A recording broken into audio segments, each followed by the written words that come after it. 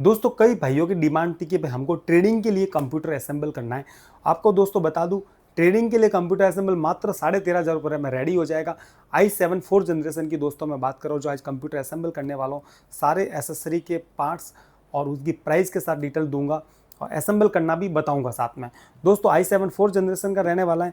अब कस्टमर की डिमांड के अनुसार मैंने ये वाला कैबिनेट लिया। ये 2500 रुपये का कैबिनेट है, इसलिए इसका बजट जो चला जाएगा वो 15,000 रुपये का बजट हो जाएगा। मुझे क्या करना था दोस्तों, नॉर्मल कैबिनेट लेना था, क्योंकि i7 4th जनरेशन का बना नॉर्मल 1,000 रुपये वाला कैबिनेट बहुत होता, तो 13,500 रुपये में असेंबल हो जाता। लेकिन कस्टमर की डिमांड के अनुसार हमने हाई लेवल का पूरा कैबिनेट लिया है। आप देख सकते हो गेमिंग कैबिनेट है एक तरह का। इसके अंदर डुअल फैन भी यहाँ पर लगे हुए हैं और इसके अलावा इसके अंदर एक फ़ैन यहाँ पर भी है।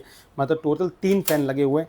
पूरा लाइटिंग का है और एल साइज़ में इसके ग्लास लगा हुआ, प्लास्टिक नहीं है, ग्लास लगा हुआ। ये आपको ध्यान रखना है। यहाँ पर इसके पावर ऑन ऑफ के सारे स्विच दिए हुए हैं। जेब्रॉनिक कंपनी का दोस्तों 2,500 रुपये का 2500 रुपये का हमने कैबिनेट लिया कस्टमर की डिमांड के अनुसार, इसलिए टोटल बजट जाने वाला है 15,000 रुपये।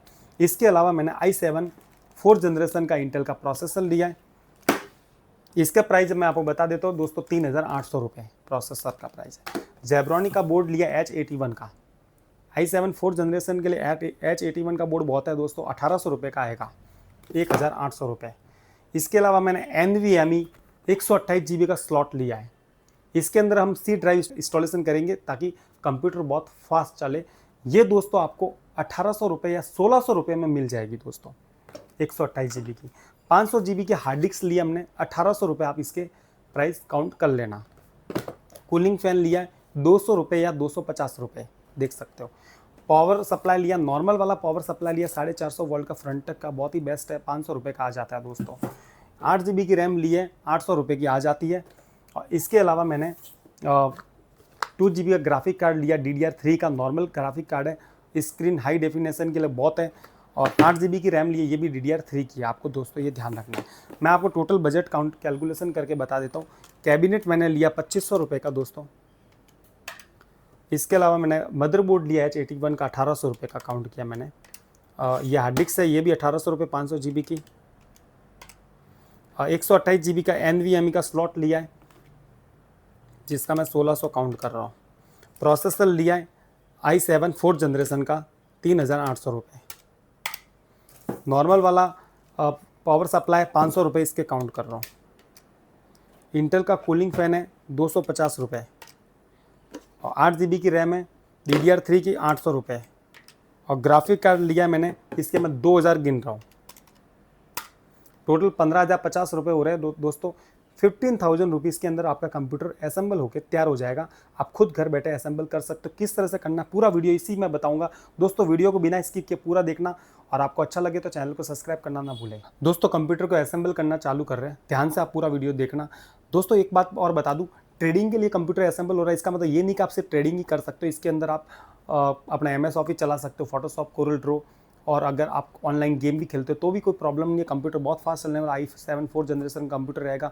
और दोस्तों एक और बात बता दूं, इसके साथ आप डुअल स्क्रीन भी चला सकते हो। कैसे डुअल स्क्रीन चलानी है ये भी आने वाले टाइम में मैं वीडियो बनाऊंगा बहुत जल्द। और आपको बता दूं दोस्तों, कंप्यूटर बहुत स्मूथ चलने वाला है, बहुत फास्ट चलने वाला है। बजट के अनुसार अगर आप रेडी करवाते हो तो ये बहुत बेस्ट है। आप वीडियो को अंदर जो भी मैंने एसेसरी बताई है उसको नोट कर लेना और इसी अकॉर्डिंग आप चलना। सबसे पहले कैबिनेट को हम ओपन कर देते हैं। ग्लास है दोस्तों, जब भी ओपन करो तो इसको थोड़ा सा यूर कर देना, नहीं तो ग्लास आपके सीधा नीचे गिरा है। ये इसकी जाली है, इसके ऊपर कोई डस्टिंग अंदर न जाए इसके लिए, तो इसको भी साइड में रख लेते हैं हम। अब ये आप ग्लास है ना, वो आप थोड़ा साइड में रख लेना ताकि कहीं गिरे नहीं इस तरह से। और इसके अंदर कुछ कैटलॉग है, इसको हम हटा देते। देख सकते हो इस तरह से अंदर इसकी वायरिंग है कुछ लाइटिंग के लिए। अब ये वायर इसके नीचे की ओर दिए हुए, तो इसको हमको क्या करना पड़ेगा, पीछे का भी इसको खोलना पड़ेगा यहाँ से।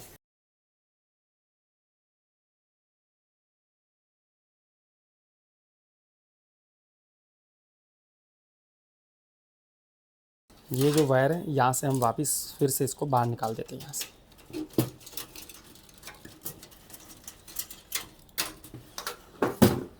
ये हमारा हो गया रेडी। और इसको हम क्या करेंगे, थोड़ा साइड में कर लेते हैं। देखो इसके अंदर आपको बता दूँ, ये इसके वायर जो है ना सारे, ये इसके फ़ैन के 1 2 और 3, इन तीनों फ़ैन के ये इसकी केबल दी हुई है, वायरिंग दी हुई है। और इसके अलावा जो इसके वायर आते हैं साथ में, ये पावर ऑन ऑफ के आप देख सकते हो। इसके इसके साथ क्या क्या आता है, ये जो सारे वायर है ना, ये कैबिनेट के आगे के वायर है, जैसे कि ये इसके पावर ऑन ऑफ के, और है ना आप देख सकते हो ये पावर ऑन ऑफ के, यूएसबी के, ऑडियो के, ये सारे इनके प्लग इन दिए हुए। और इसके साथ स्क्रू सारे आ जाते हैं, ये आपको ध्यान रखना। जितना मदरबोर्ड या कुछ भी इसके अंदर फिट करना, हार्ड डिस्क फिट करनी है, जो भी करना है, तो इसके सारे वायरिंग साथ में आ जाते हैं, ये आप देख सकते हो। ठीक है, इसको आपको इस साइड लेके जाना है तो यहाँ से भी लेके जा सकते हो, यहाँ से भी लेके जा सकते हो, वो हम आपको लास्ट में बता देंगे। अब फिलहाल हम इसको साइड में रख लेते हैं। और सबसे पहले हमें मदरबोर्ड की रिक्वायरमेंट रहेगी, मदरबोर्ड को हम ओपन करना रहेगा।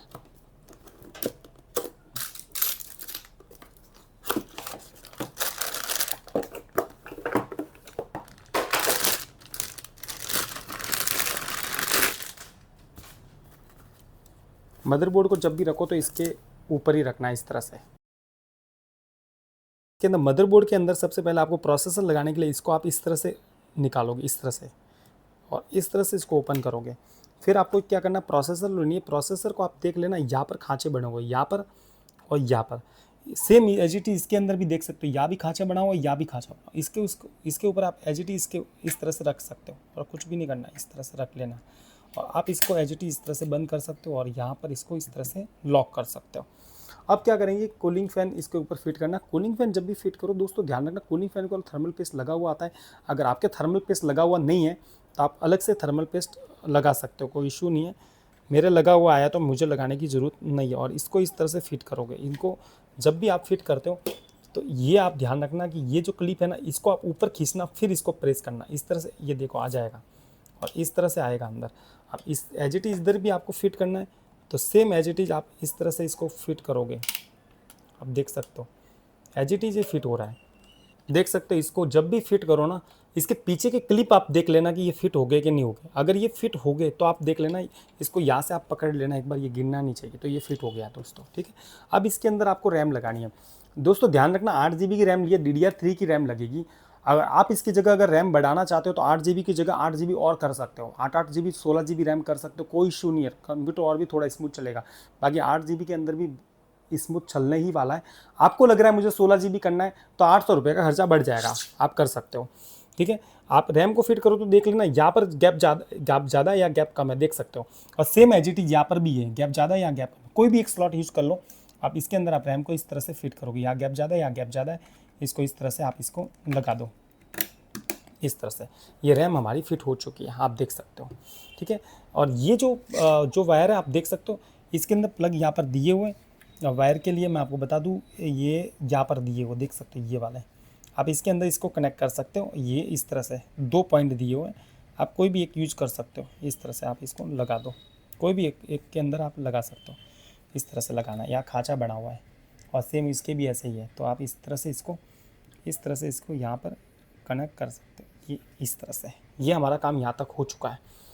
ध्यान रखना दोस्तों, इसको फिट करने से पहले इसकी वायरिंग सब सही कर लेते हैं। ये वाले वायर है, इसको बाहर निकाल दिए हमने, और इसको आप जो भी इसके वायर जो बांधे हुए उसको आप खोल सकते हो। ये जो लास्ट में इस वायर को सही करने के लिए काम आएंगे, बांधने के लिए, तो इसको भी हम साइड में रख लेते हैं। ठीक है दोस्तों, और यहाँ पर भी कुछ है तो इसको भी निकाल देते हैं हम। ये सारा आप काम करने के बाद आप क्या करोगे, इसके अंदर वायरिंग है, आप देख सकते हो, ये इसके कैबिनेट के, इसको आप कहाँ से लेके जाओगे, यहाँ से अंदर लेके जाओगे, देख सकते हो। यहाँ पर गैप दिया होगा इसके अंदर, इस तरह से आप इसको लेके जाओगे।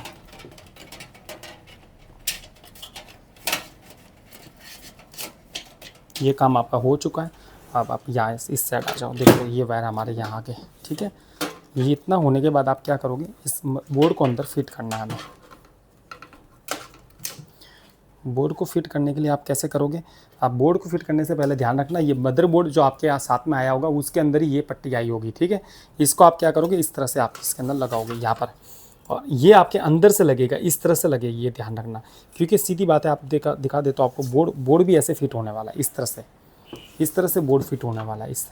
तो ये इस साइड से आएगा तो आपको सीधी बात है, आप ये इस तरह से होना चाहिए, ये इस तरह से देख सकते हो। तो पहले हम क्या करेंगे, इसको अंदर से फिट कर लेते हैं यहाँ से।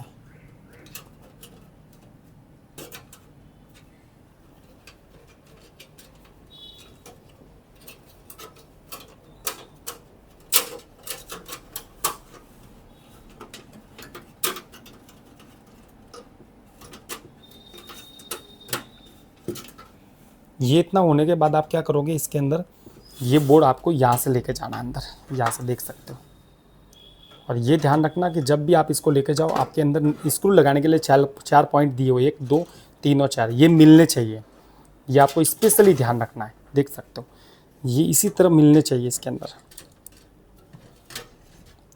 Same as it is. और इस तरह से आप इसके ऊपर रख लो, देख लो मिल चुके 1 2 3 और 4। और आप या भी एक बार देख लेना बाहर से भी कि आपको या प्रॉपर तरीके से दिख रहा है या नहीं दिख रहा, वो भी आपको देखना बहुत ज़रूरी है, क्योंकि या भी क्लिप अपने को सारे दिखने चाहिए, इसके पॉइंट सारे दिखने चाहिए जो हमें प्रॉपर तरीके से शो हो रहे हैं, ठीक है। अब हम क्या करेंगे, इसको फिट करेंगे। फिट करने के लिए इसके स्क्रू सारे इसके साथ ही आए हुए आप देख सकते हो।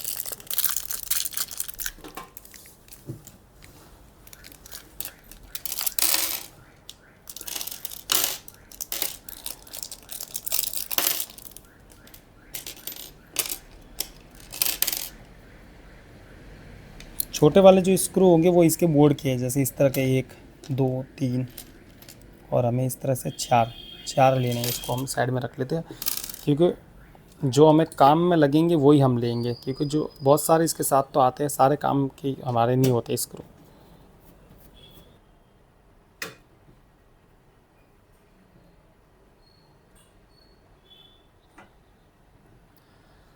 बोर्ड हमारा फिट हो चुका है। अब इसके अंदर वायरिंग करनी बाकी है। तो वायरिंग क्या करेंगे, सबसे पहले वायरिंग करने से पहले तो हमें इसके अंदर पावर सप्लाई फिट करना है। तो पावर सप्लाई पहले ओपन कर लेते हैं। दोस्तों नॉर्मल पावर सप्लाई इसलिए लिया कि i7 4 जनरेशन का पीसी असेंबल कर रहे हैं। अगर आप मान लो 10 जनरेशन 12 जनरेशन करते हो तो आप अपना पैसा खर्च कर सकते हो। बाकी इसके अंदर इतना पैसा वेस्ट करने से कोई मतलब नहीं है, इसमें काम चल जाएगा क्योंकि वो बोर्ड नॉर्मल ही है। इसलिए इसको किस तरह से फिट करोगे आपको पता है दोस्तों, बता देता हूँ। देख लो, आपको क्या करना है, इसको अंदर से ऐसे लेके जाना है, यूँ इस साइड से, बैक साइड का इसका आपको ढक्कन निकालना पड़ेगा, इसका कवर। इस तरह से इसको लेके जाओगे आसानी से, देख लो फिर फिट हो जाता है सीधा। ऐसा नहीं कि आप यहाँ से अंदर डालने की कोशिश करो, वो नहीं होगा।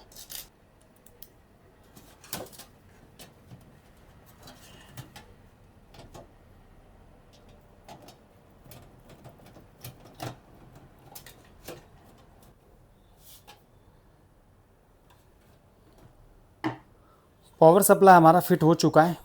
आप इसको इस तरह से कर सकते हो सीधा। और ये वाले जो वायर हैं आपके, ये आप इसको कैसे लेके जाओगे उस साइड, इसके अंदर पॉइंट दिए हुए आपको बता दूं, इसके अंदर से ही आपको लेके जाना है। यहाँ पर गैप दिया हुआ देख सकते हो। वो वाले वायर हम वहाँ से लेके गए थे, तो यहाँ पर भी हमारे पास है गैप, तो हम यहाँ से भी लेके जा सकते हैं। अब आपको बता दूं दोस्तों कि ये पहले आप एक एक वायर लेके जाना इस तरह से।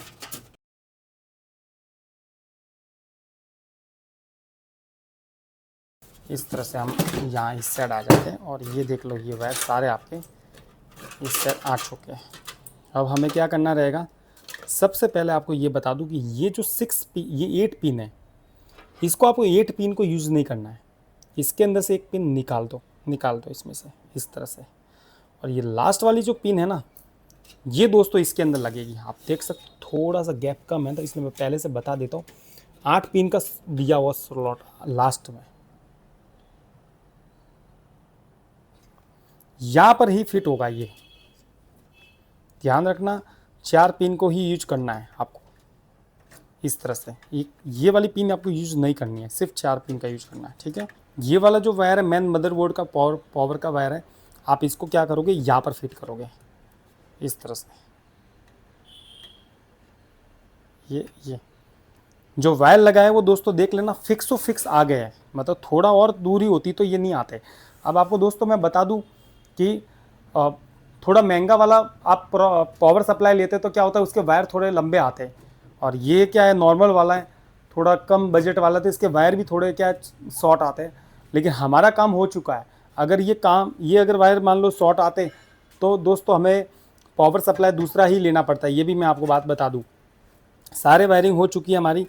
अब ये 2 वायर रह गए, तो आपको बता दूं हार्ड डिस्क के लिए यूज करेंगे एक तो, और बाकी का हमारा एक्स्ट्रा रहेगा तो इसको हम अंदर डाल देंगे, ठीक है। क्योंकि एक हमें हार्ड डिस्क लगा रहे हैं और NVMe का स्लॉट तो इसके अंदर ही लग जाएगा, डायरेक्ट इसके अंदर लग जाएगा।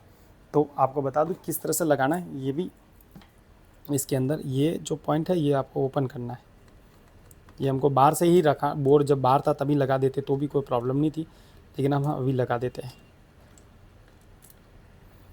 ये आपको इस तरह से लगाना है, इस तरह से आप देख सकते हो। ये इस तरह से लगाने के बाद ये फिट हो जाएगा और यहाँ पर आपको वापस वो स्क्रू लगा देने का है।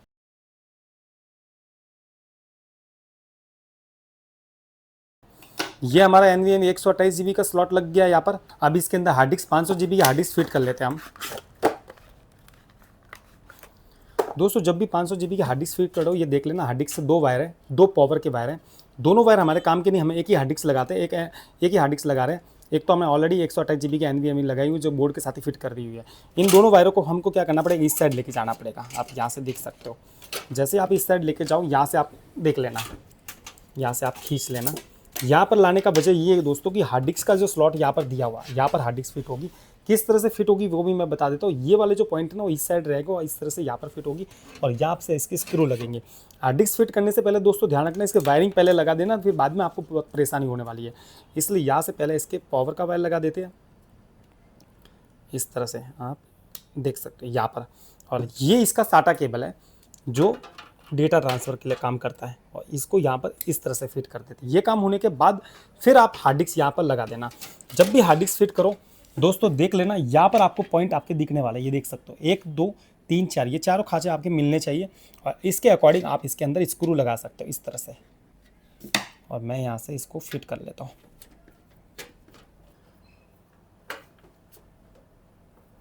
हार्ड डिस्क हमारी फिट हो चुकी है, आप देख सकते हो।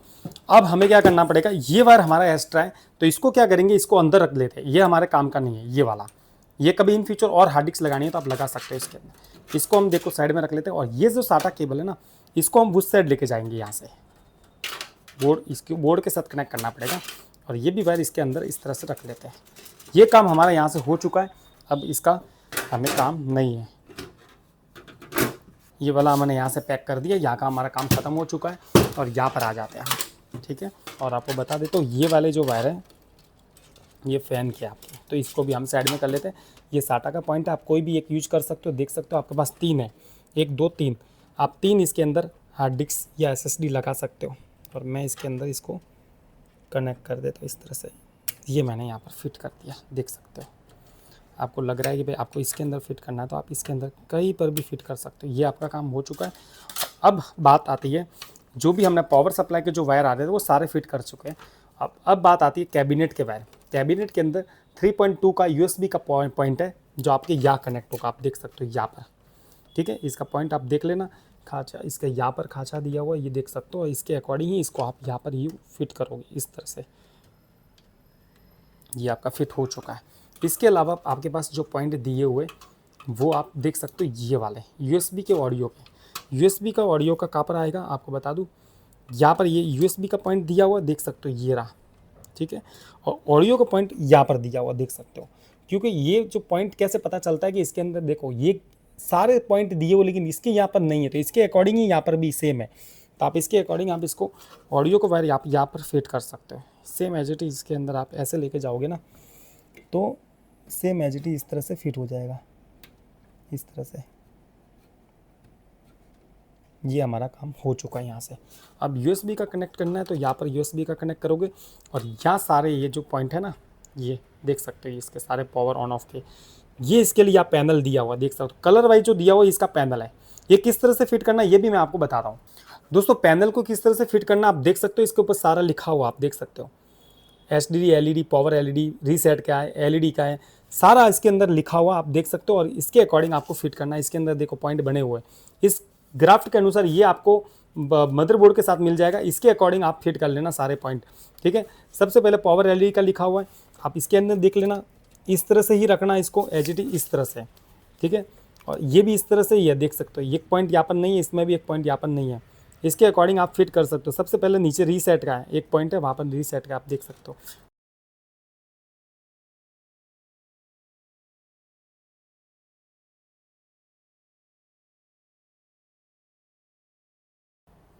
देख सकते हो दोस्तों सारे पैनल के वायर लगा दिए। दोस्तों एक बात ध्यान रखना, पैनल हमेशा आपको लगा वीडियो के अंदर क्लियर नहीं दिखेगा, बोर्ड जब खरीदोगे आपके इस तरह का चार्ट आएगा, उसके अंदर आप देख के पैनल की वायरिंग आप कर सकते हो।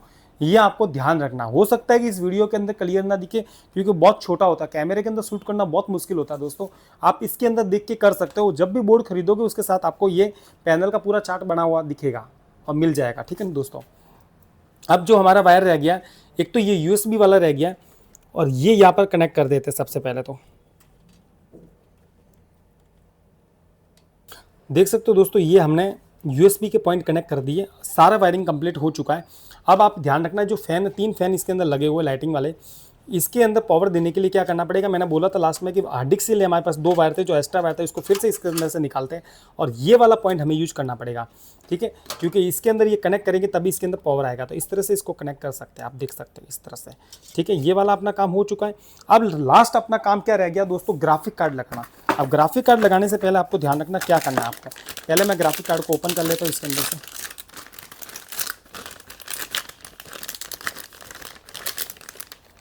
देख सकते हो इस तरह का ग्राफिक कार्ड है और यहाँ पर इसका HDMI पॉइंट भी आ गया, VGA पॉइंट भी आ गया। आप डुअल स्क्रीन चलाना चाहते हो तो HDMI पॉइंट का यूज़ कर सकते हो और एक VGA पॉइंट का यूज़ कर सकते हो। आपको ये बात ध्यान रखना है, ठीक है। दोनों की क्वालिटी हाई क्वालिटी से आएगी, कोई प्रॉब्लम नहीं है।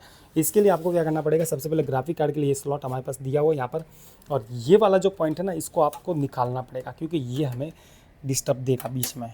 इसको आप इस तरह से निकाल सकते हो, देख लो इसको, ये इसको निकालने के बाद दोस्तों क्या करोगे आप, इसको किस तरह से निकालोगे बात आपको बता दूं। इसको आप यहाँ से थोड़ा सा यू कर लेना तो आपका हो सकता है ये बाहर आ जाए यहाँ से, ठीक है। ये बाहर निकालने के बाद आप क्या करोगे दोस्तों, इसको देख सकते हो इसके अंदर ग्राफिक कार्ड के लिए यहाँ पर लॉक दिया हो, इसको लॉक को आप ऐसे खोलोगे, ओपन करोगे, उसके बाद आप इसको इस तरह से फिट करना है, एज इट इज़ आपको जमाना है और आपको देख लेना इसके खाँचे मिलने चाहिए। हो सकता है वीडियो के अंदर आपको नहीं दिखे, लेकिन आप जब फिट करो तो देख के करना और इस तरह से इसको फिट करोगे। देख लो मेरे फिट हो चुका है अंदर, ठीक है दोस्तों। ये मैंने कंप्लीट इसको फिट कर दिया है। अब इसको क्या करोगे, इस लॉक को आप फिर से यहाँ से इस तरह से इसको लॉक लगा दोगे इस तरह से, और आपको यहाँ पर एक स्क्रू लगा देने का है, ये लेके और यहाँ पर, ताकि ये ग्राफिक कार्ड आपका हिले नहीं।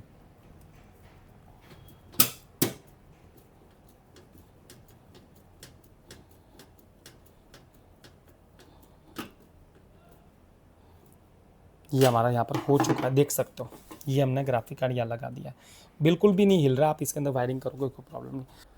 ग्राफिक कार्ड दोस्तों लग चुका है। अब आपको एक बात ध्यान रखना है, ग्राफिक कार्ड जब भी लगाते हो तो आपके जो HDMI पॉइंट है इसी का ग्राफिक कार्ड का यूज करना है। बोर्ड के आप VGA और HDMI पॉइंट को यूज नहीं करोगे, ये आपको बात ध्यान रखना। अब दोस्तों मैं बता दूं, इसकी कंप्लीट वायरिंग हो चुकी है, ग्राफिक कार्ड लग चुका है, इसके अंदर रैम लग चुकी है, कंप्लीट हो चुका है। बस इसकी वायर जो है ना दोस्तों, इसको हम थोड़ा सही से थोड़ा बांध लेते हैं और आपको मैं डिस्प्ले करके चालू करके बता देता हूँ कि किस तरह का ये अपना कैबिनेट CPU किस तरह का दिखता है, इसकी लाइटिंग किस तरह की दिखेगी, और इसकी डिस्प्ले लाके भी बता देते हैं दोस्तों। देख सकते हो दोस्तों कंप्लीट वायरिंग हमने अच्छे से बांध ली है और आपको हम चालू करके एक बार दिखा देते हैं। इसके ऊपर पहले हम ग्लास फिट कर लेते हैं।